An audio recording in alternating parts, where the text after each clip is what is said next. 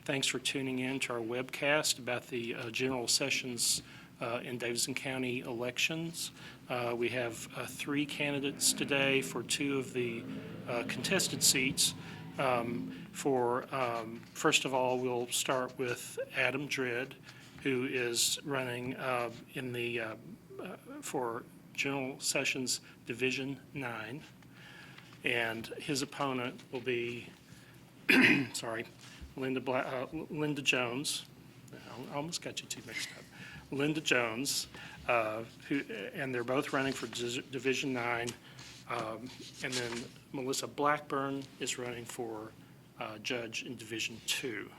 But we'll start with Adam Dredd, and he'll give us a quick introduction for him, and then we'll go around, and then we'll come back around for Q&A.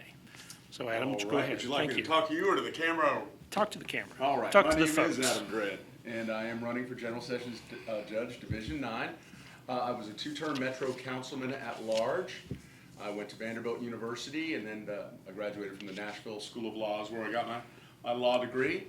I served on the Metro Beer Board prior to council. I work in the General Sessions Court almost every day. That's my primary court in Nashville, so I'm running for a seat in an area and in a place where I spend quite a bit of time. I'm endorsed by the firefighters and very honored to have their endorsement again.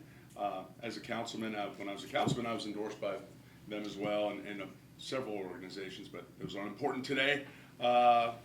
Let's see what else I want to tell you about myself. As a lawyer, some of the more noted cases I was involved in were the pet food recall case, the poisoned pet food from Menu Foods in China, and I worked on that. I was also involved in the guns and bars matter with the legislature about the questions about whether or not that was legal. Let's see what else I can tell you about. I'm involved with lots of Nashville charities. Been on the board of the Bell Court, been on the board of Cystic Fibrosis and the Community Resource Center, where we honored Make Your Own. Gail Kerr was our queen one year for Oyster Easter. And I was a comedian a long time ago. I started off my career as a stand-up comic in the 80s and early 90s. And from there, I went into radio and did Morning Drive here. And then I went to work for Dick Clark Productions as a feature producer on Primetime Country. And so I've had a pretty diverse career, and I've experienced a lot of things, and I've met a lot of people. And I want to be the people's judge. I'm there to serve the people of Nashville, and I really want to combine my public service work with my law degree and do some good in the Metro Courthouse. Thank you. How about that? Very good. Enough? Very good. Yes. All right. So let's go to Lynda next. And since the 2 of you are running for the same office, why don't you go ahead and tell about yourself a little bit? My name is Lynda Jones, and I've been practicing law here in Nashville for 22 years, and I've had a wide variety of practice areas, from federal court to state court to general sessions court, both in criminal and civil procedure. And I feel very fortunate that my colleagues have highly recommended and recommended me for this position. I've been voted as a super lawyer 2 years in a row. I've been nominated as Best of the Bar by the Nashville Business Journal. I've been a 2-time Athena Award nominee for the work I do in supporting and promoting other women. My law firm is all female, which I happened quite by accident. I met a lot of smart working women that were having trouble re-entering the workforce after their children went to school. So I have flexible schedule in my office and allow women to work part-time, anywhere from 10 to 35 hours a week, so that they can prioritize their family with their law practice and we still get the job done. It's a little bit outside of the box, but it works really, really well. I've been heavily invested in the nonprofit system for 22 years, serving on many boards. My nonprofit work goes back to age 20 when I was a big sister of Big Brothers and Sisters at University of Tennessee in Knoxville. Then went to law school at Memphis State, where I worked in the juvenile court clinic, assisting kids who had been charged with juvenile offenses. I feel like I've been very fortunate. I was the first person in my family to go to college. I came from humble beginnings, and I've worked very hard, put myself through college and law school, and built some success. So I feel I have a wide variety of experience in talking with people who have nothing and came from very little to understanding and relating to people who have built something very hard for themselves, but very nice for themselves. My father is an entrepreneur, and I own my own business also. I've represented several hundred small businesses over the last 22 years. I've probably represented over 4,000 clients. I have an expertise probably in small business debt and reorganization, anywhere from trucking companies to daycares to retail establishments, and I've seen it all. I've helped a lot of businesses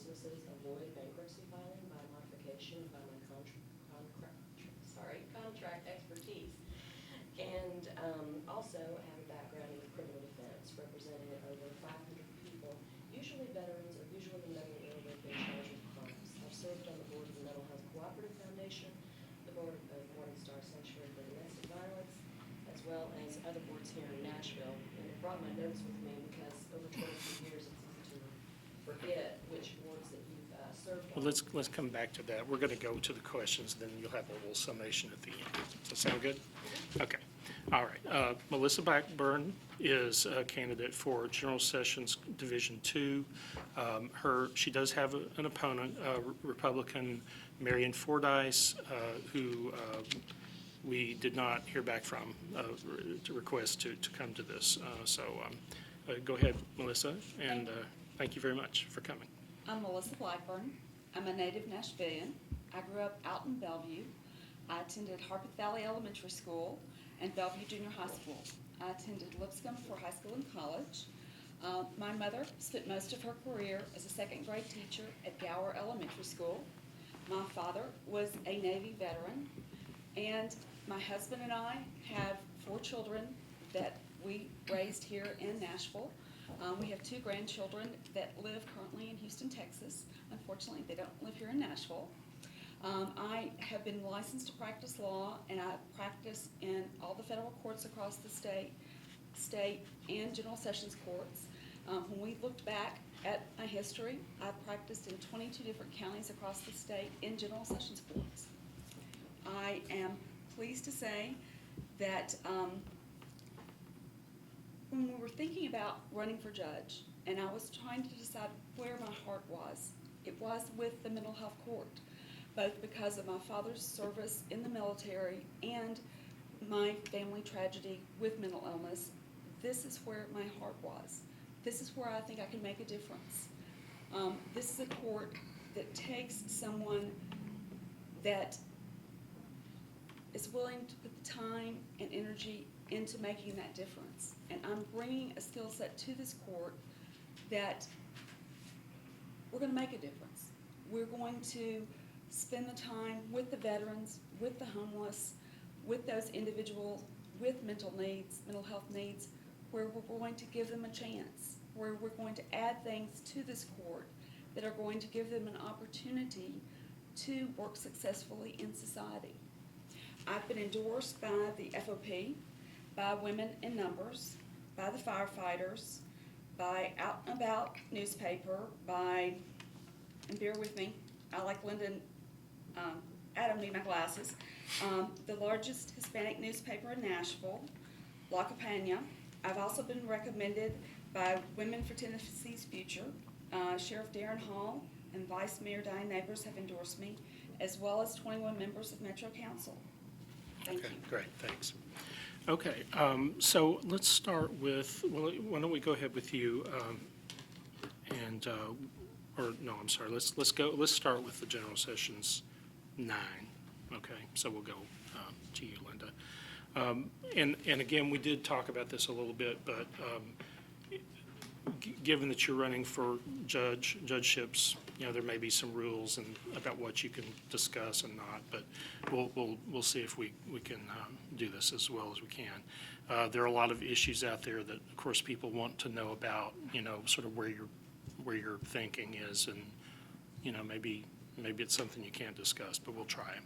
So my first question to you is that given with judicial candidates getting so much greater scrutiny this year because of the judicial process, review process, because of questions around some specific judges' rulings, can you tell us whether you consider the system of review of judicial performance to be adequate?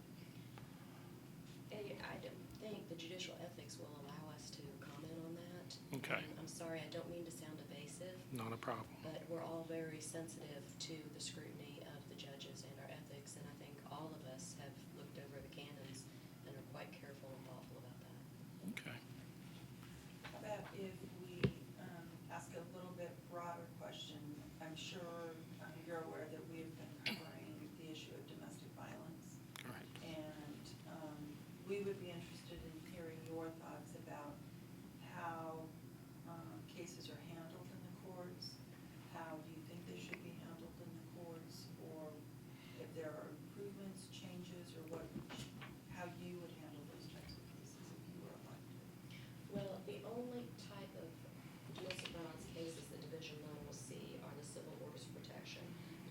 violence cases are broken into two pieces. Now, the mayor's office did a study, and Diane Lance was very active in that. And there are going to be a lot of changes in general sessions court coming with how those cases are treated, requiring separation of the victim and the defendant so that there's no intimidation. And I think what we need to do is see what processes are put in place through the district attorney's office and then see how that operates, because quite frankly, Division 9 is only going to see those order protections as we rotate through the 9-week rotation. In addition, on September 1st, they're going to be changing that rotation and changing those dockets around. So it might be a little premature for us to comment because we don't have any input at this point. The candidates that won their main primaries and have no opposition have been invited to the June judges meeting, and then after September, will be allowed to participate in the September meeting. Well, I'll just Okay. follow with a little bit more. Yes, process is changing quite a bit, but obviously a very, very serious issue. I've got background in domestic violence training as part of my mediator training. That helps out a little bit in there, so when you're working on the civil docket with folks to try to keep them all safe and secure. It's really sad to see folks that are intimidated and don't proceed because they're scared they're going to run into that person in court. I think a lot more steps need to be taken, and those are being worked on right now. Melissa, well, go ahead. In addition, my understanding is effective September 1st, all the domestic matters are going to either be assigned to Judge Gail Robinson or Judge Angie Dalton, so that none of the domestic matters will come before any of the other general sessions judges at any time, is my understanding. Now, in terms of the mental health court, which is the one that you would be dealing with, I mean, obviously, we've had a number of shortcomings with mental health programs, issues with the state of Tennessee. It's been reported on in this paper and other places. How does that impact what you would do as a judge in the mental health court, and how do you deal with that situation? Over the last year and a half, through the course of my campaign, I've met with numbers of individuals around town, the sheriff, Chief Anderson, William Cranfield, who's the head of the rescue mission, General Johnson. In each of these instances, I've asked them, what can we do different? What can we do better? What do we possibly need to change? And through those conversations, I've been made aware that there's a problem with recidivism in the mental health court. Judge Eisenstein has done an absolutely phenomenal job, but we've got some individuals that are coming through the court 40 and 50 times a year, and that's a problem when we've got a police officer picking up an individual 40 times a year. Through that process, I've come up with a plan working with the sheriff and working with the individuals at General Hospital and at the Elam Center, which is the mental health component of Meharry Hospital. Dr. Ron Bailey and I and several others have put together a plan that I think will make a huge difference. It's an inpatient component that we're working on adding and integrating both in the jail and outside once they're released on probation, which would be an inpatient component that we think would reduce the recidivism.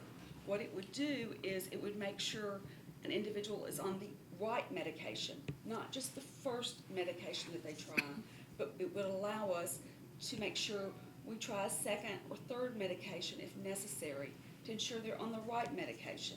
Once they're properly medicated from a mental standpoint, then we'll deal with physical issues. If they're diabetic, we'll address that. If they have heart disease, we'll address that.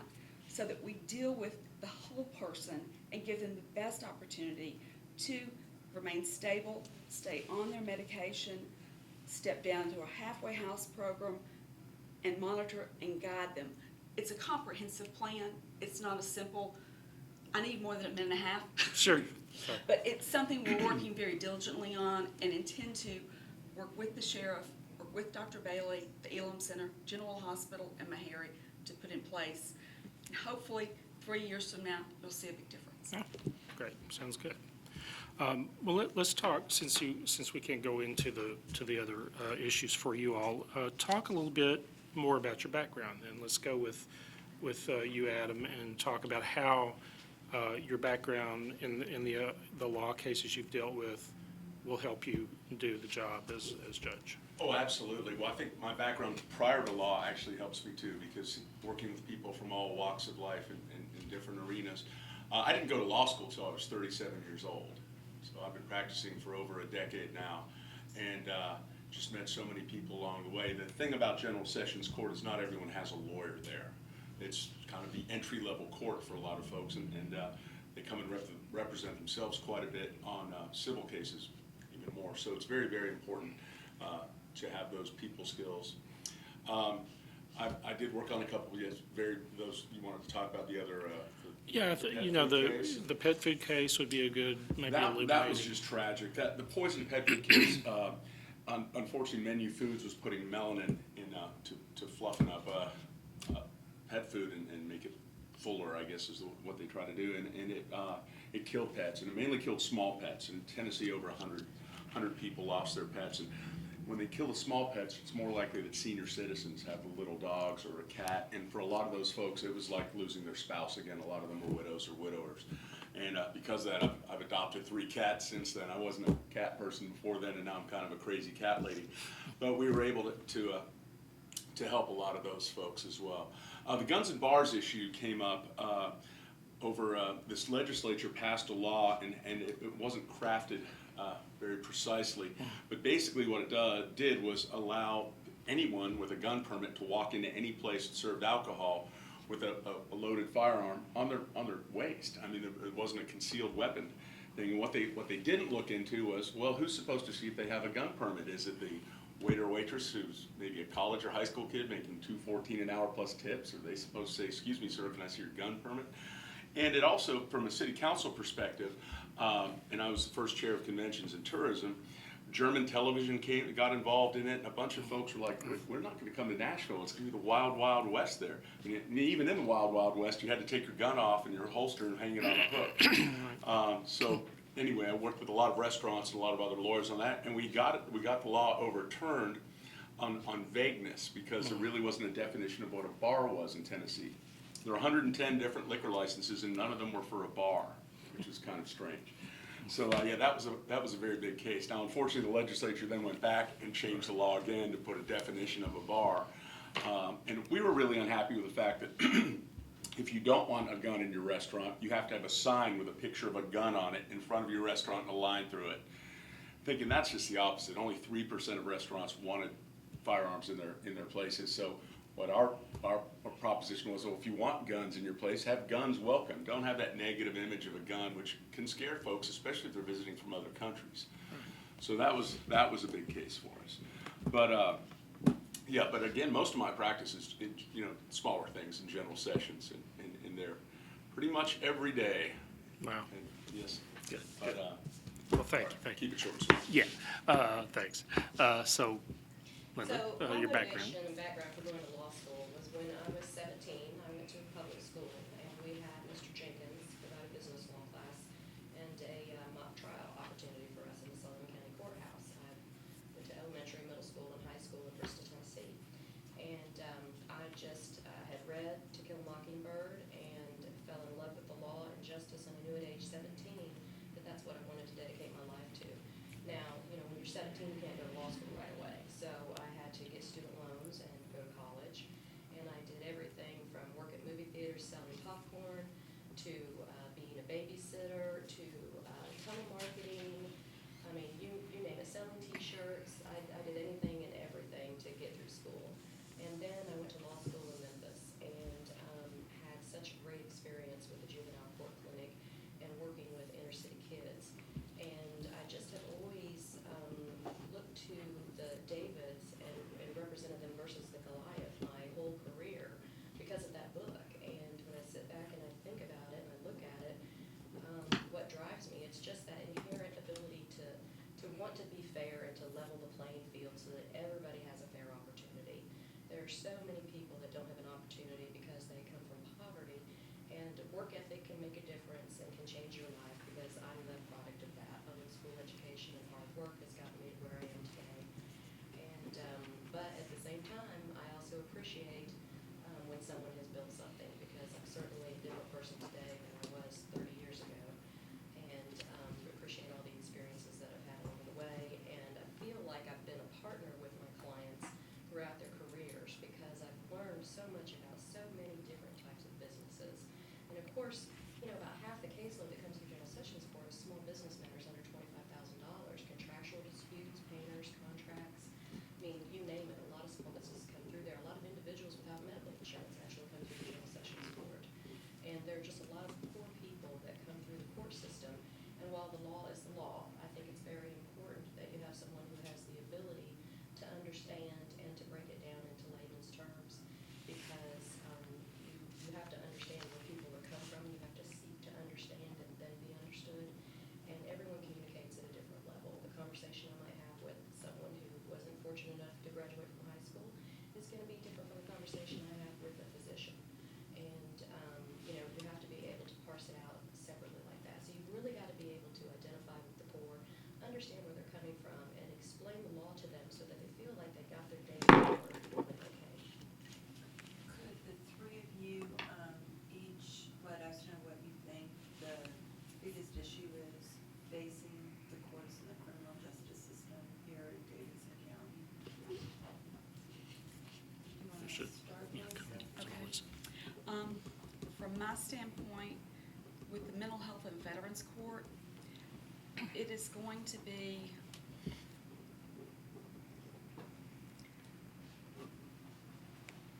time to take the time to allow these individuals to get the help they need.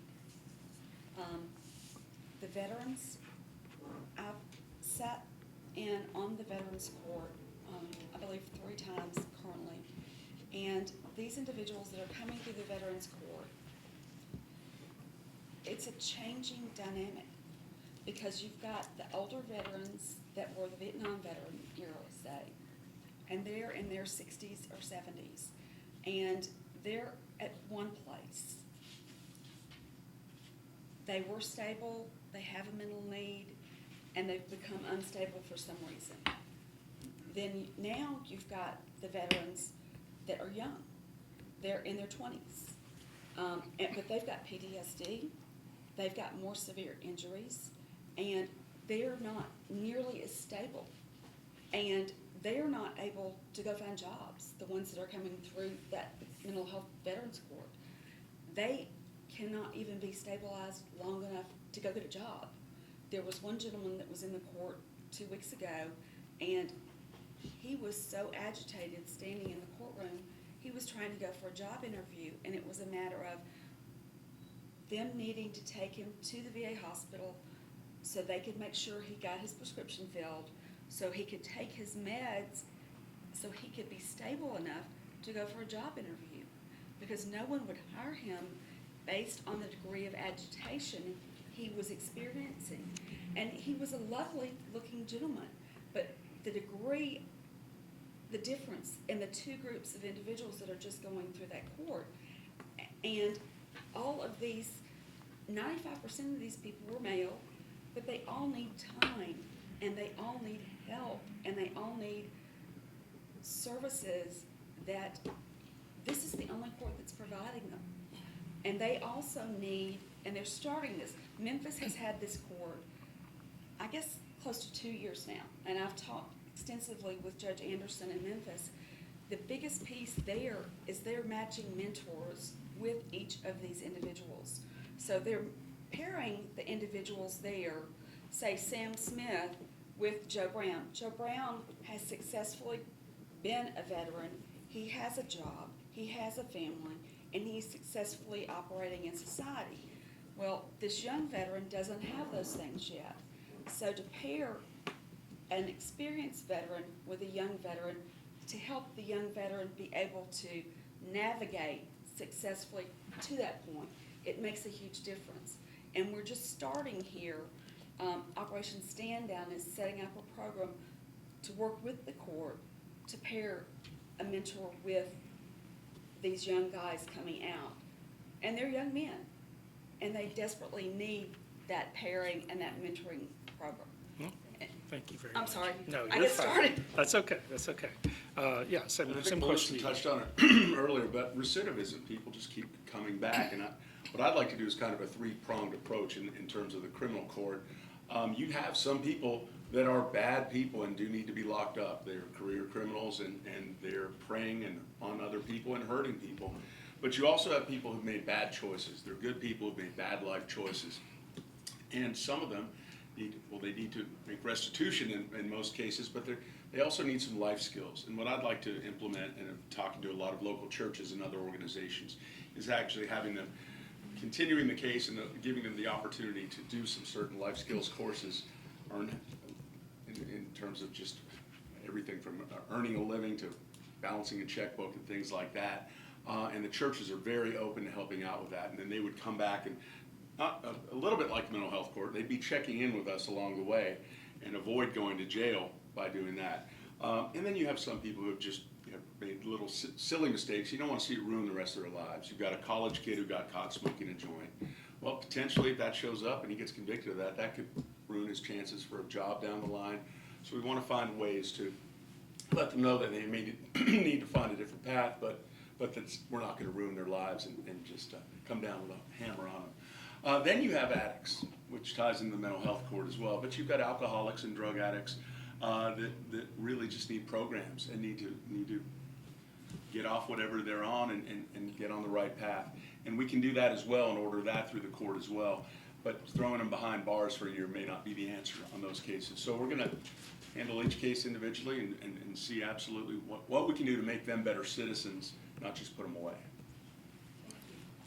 So we actually are very fortunate in Davidson County. We probably have the best county court system in the state. Now, I've traveled from Sullivan County here in court to Shelby County, and we actually have a wonderful system in place. Our mental health court does a good job. Our drug court has been award-winning and exceptional. But what I see coming to Nashville, we have such a huge population explosion coming here. There are many people projected to come to the Middle Tennessee area over the next 10 years.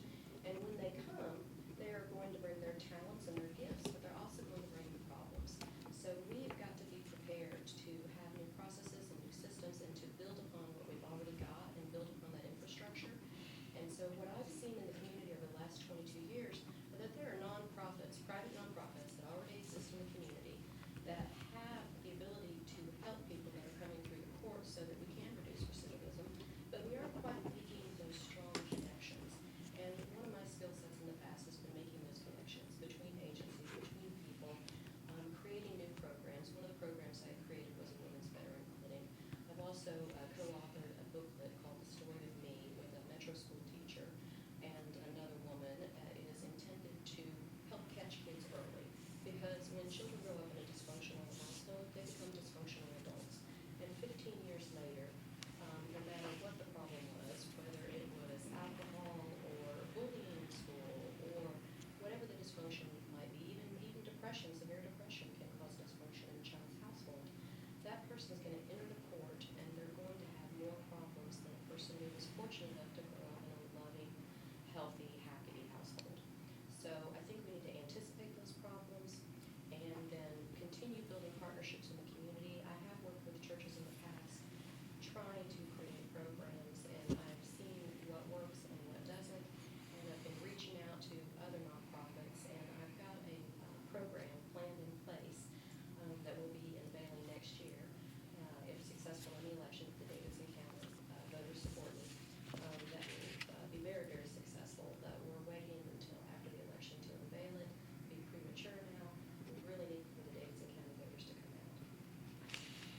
Thank you very much. Question.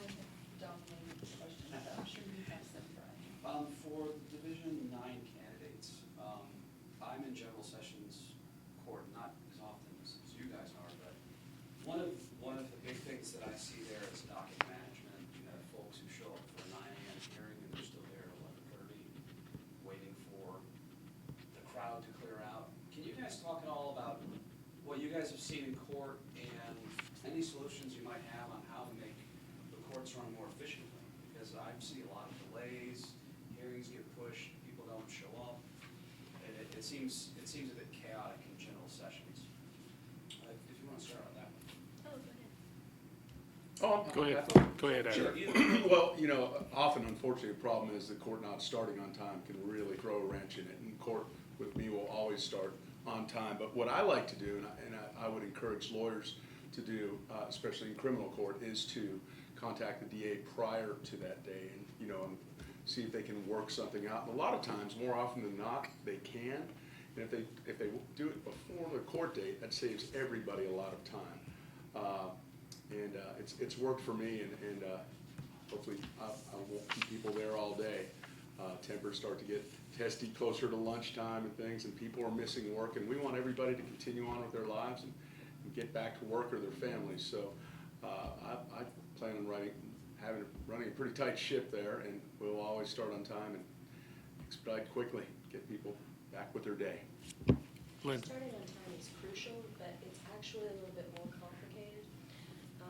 There are a lot of moving pieces in the general sessions court docket. The district attorney can set the tone. We have a new district attorney taking office September 1st. But in the district attorney's office, you have several other district attorney personalities. Each one operates his own docket. So our new district attorney will be able to take the lead as far as the requirements, because night and day, you have 40 different district attorneys, and some of them prepare their cases and work them up the night before, even having typed notes and offers ready for the defendant's attorneys. Then you have other DAs who are very experienced, over 30 years, and they know how to read an affidavit and analyze a case, and they actually tend to move their cases a little more quickly. So the personality of the district attorney who's in on that actual docket matters. You also have to balance the interest of the victim who is coming to court, who may not want to prosecute a case, along with the interest of the business owner who may be prosecuting a theft or a shoplifting charge. And then when you have two business owners, you have competing interests as well. So when you have thousands and thousands and thousands of cases that you have experience with, you realize that it's a very complex, very multi-layered project. It's not just simply coming in and making a phone call and getting the case heard. There was one question I wanted to ask you specifically. One of the longtime challenges for some of our, and I know boutique isn't the right word, boutique courts, drug court, mental health court, veterans court, has been funding. While part of your job is administering justice, it seems that there's a bit of a hustle involved too, and that you're going to have to be able to secure funding through the various state, federal, local. Money is not that widely available right now. Can you talk a little bit about your ability to find funding when funding is difficult? Well, I have an individual that is, if I'm lucky enough to have the voters in Davidson County elect me, who's going to be my administrative assistant, who has years of experience in grant writing. So not only is she going to be my administrative assistant, but she's going to be a grant writer, and is going to spend her time looking for grants and seeking funding for both the mental health and the Veterans Court both. Can I touch on that for a second? Yeah. I was on the council when we funded Dan Eisenstein initially, and speaking from the past council experience and speaking to councilmen now, they're all very much behind the mental health court, and I think the whole city's behind that in terms of allowing the Metro Council to fund that as well and continue to. And that would be absolutely phenomenal. Also, just, I didn't mean to jump in on you. The program we're talking about with Meharry and with the Elam Center, because we'll be partnering with Meharry, with the Elam Center, with General Hospital, and with Metro Government, there are lots of matching funds that are available because of the different partners we're bringing together that will work toward funding that program as well. It seems like you'd have to get a bit creative with some of these more ambitious programs. Yes, we will. In fact, we've already looked at some very creative funding sources for that. Well, Can I ask all the candidates just one general question? Obviously, being in the press, one of our big concerns is transparency. Can all of the candidates talk about their thoughts about transparency, just in general, and their personal policies toward that? one short answer from each, please. And then we'll get you on your way. I think transparency is extremely important.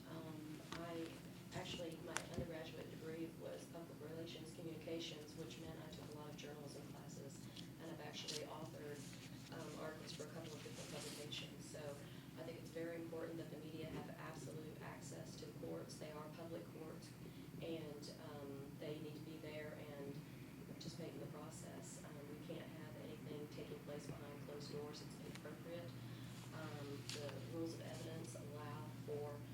discretion when it comes to certain evidentiary matters. But it's very, very important because when people close doors, it gives the impression of secrecy. And, you know, if there's an ethical reason or a privacy reason, I think the court should take the time to explain that and to share the law or the canon with the media.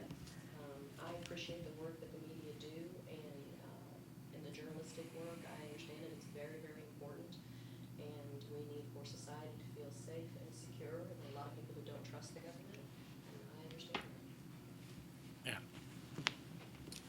Oh, absolutely. Keep it transparent, and my door will always be open to the media, and my cell phone number is on all my cards and all my literature. People can always get to me, and I'm happy to answer any question. There won't be any secret closed-door sessions involved with my court at all. Unless, again, it is protecting a victim or child, they absolutely need protection.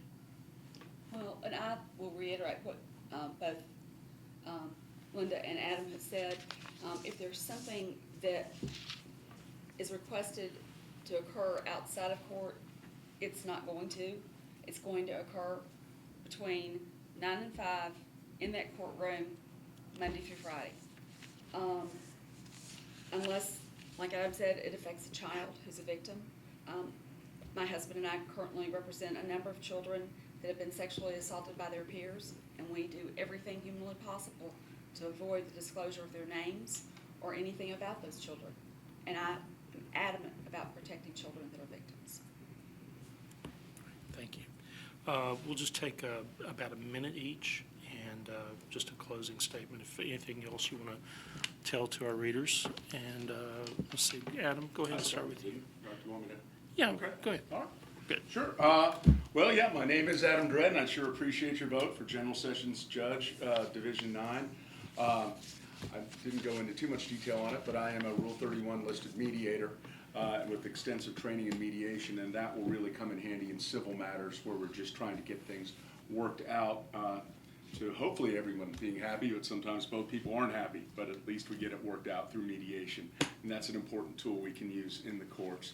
I'm endorsed by the firefighters. I'm a 2-term Metro councilman, and my reason for running for judge is combining my lifelong ambition to serve the public with my legal training and law experiences, and want to have a fair, civil, and just courtroom, and I sure appreciate y'all's vote on August 7th and during early voting from now until August 2nd.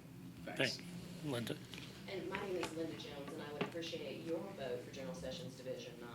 I have been endorsed by Women in Numbers. I have been endorsed by Out and About. I have been endorsed by the Tennessee AFL-CIO. I have been endorsed by a number of elected officials who are both Democrat and Republican. I actually have friends on the other side of the aisle as well. And I'm very proud of the endorsements I have from Representative Lynda Gilmore, Representative Harold Love, the state legislature, as well as our council members, some of whom are elected officials. And I have experience in the community. If you will email me and ask me for a list of names of people, I'm glad to share them. We'll be doing some press releases in the future about those people who have worked with me and know my dedication to the task. Law has been my passion for my entire life and will continue to do so, until the day I die. Okay, why don't you close for us, Melissa? I'm Melissa Blackburn. I'm running for General Sessions Judge at Division 2, which is, as we've discussed, the Mental Health and Veterans Court. I would ask for your vote. It's unfortunate that my opponent chose not to be here today, but I am the only individual running for judge in Division 2 that has a plan to make a difference and to positively impact those that come before that court. Again, I would ask for your vote. Melissa Blackburn, General Sessions Judge in Division 2. Thank you. Thank you all for coming. I think it was really enjoyable and informative for our readers. I want to remind everybody that there are only about 2 weeks left to early voting. So with such a long ballot this year, I think it behooves everybody to get out there and vote as soon as they can. But if not, there's always August 7th, and I'm sure these folks will be hoping that you'll be there. Thanks a lot. Ted Rayburn for the Tennessean.